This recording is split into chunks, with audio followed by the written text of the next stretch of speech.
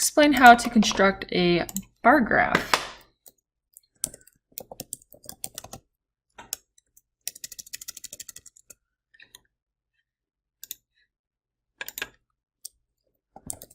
Labeling each category of data on either the horizontal or vertical axis and the frequency or relative frequency on the other axis. Rectangles of equal width are drawn for each category. The height corresponds to the frequency or relative frequency.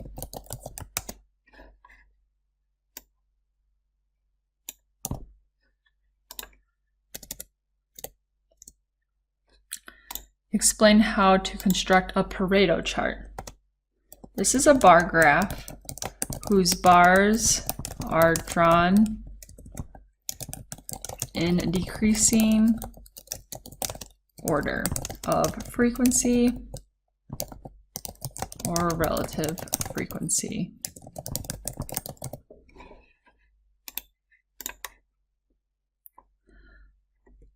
For this example, we're going to use the data from example 1 to construct a Pareto chart and a relative frequency Pareto chart.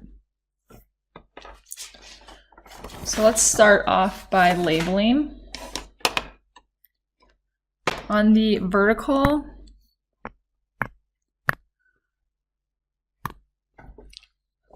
on the first graph, we're going to call this frequency.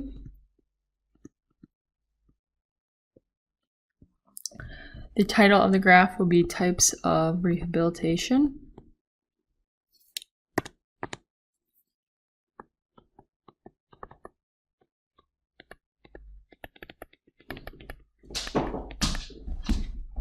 Then horizontally, it's going to be the area.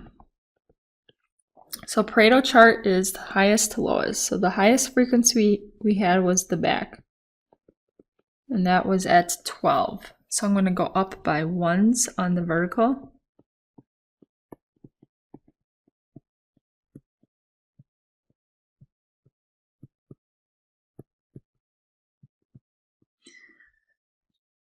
The back is going to be this bar.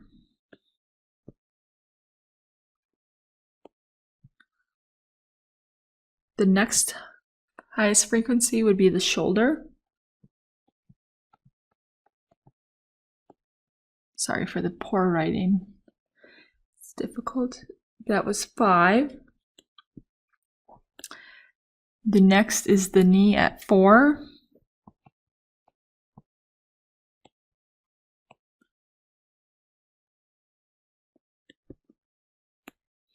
Then we have groin, hip, and neck, each at 2. Hip, neck, groin.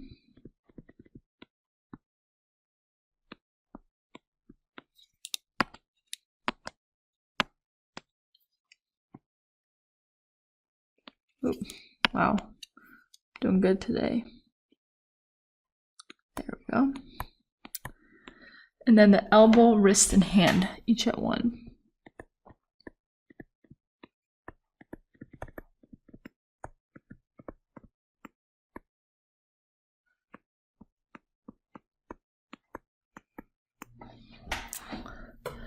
That is your frequency. Now let's do the relative frequency. So now the only thing that's really changing is going to be your vertical and the label. So relative frequency,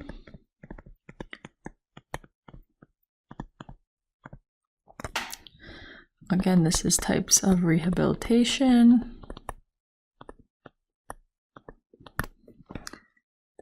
Apply area on the horizontal. Okay, I'm now going to go up by 0.033.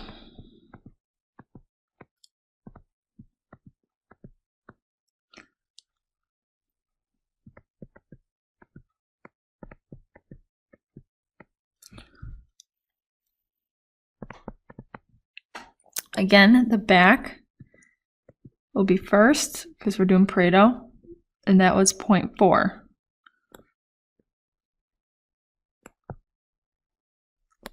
Then we had the shoulder. And that's at 0.1667, so right here. Then we have the knee at 0.1333. Then we have groin, hip, and neck.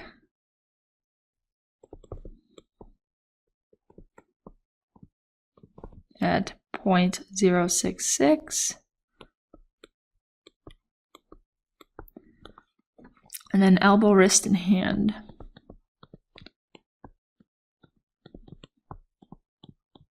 At 0.0333. So as you can see, these two charts or graphs are identical except for your vertical, okay? So they represent the same shape. It just depends on the vertical if you're working with frequency or relative frequency.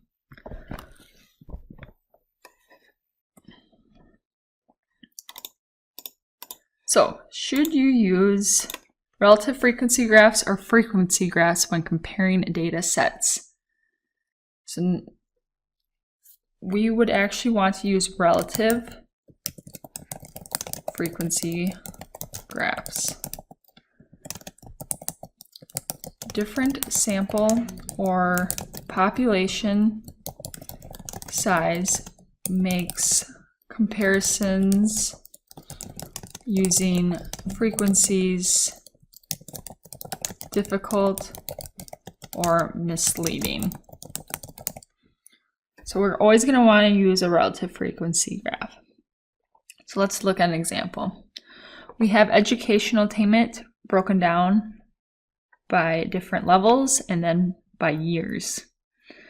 So if we look, high school diploma, it looks like by numbers, it's a huge difference. So if we plot these, you're going to see side by side that proportionally, it wasn't really that big of a difference or a drop in high school diploma from 1990 to 2016. So when you graph these as a bar chart, it's pretty identical to what we did before. Obviously, this isn't a Pareto chart, but it's still, the bar heights are going to match the relative frequency.